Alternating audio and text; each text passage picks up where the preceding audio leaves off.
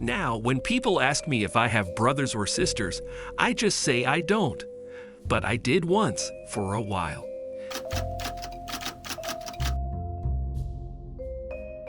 Tommy was my little brother. When he was 3, we were best friends. I remember on Saturdays we'd get up at 5 in the morning to watch cartoons and make so much noise that Mom and Dad would kick us out of the house.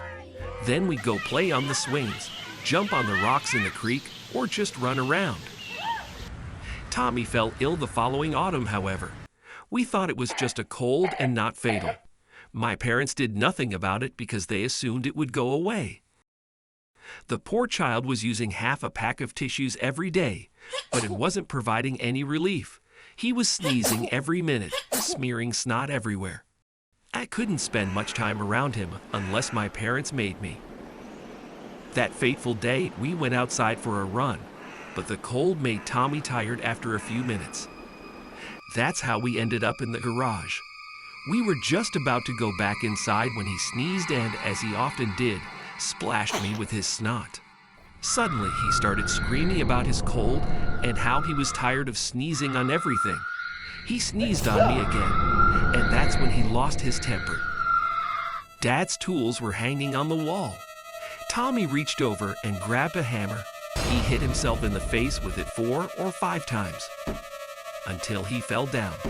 Then he hit himself again, and again, and again. I stood there in shock. I couldn't believe what had just happened.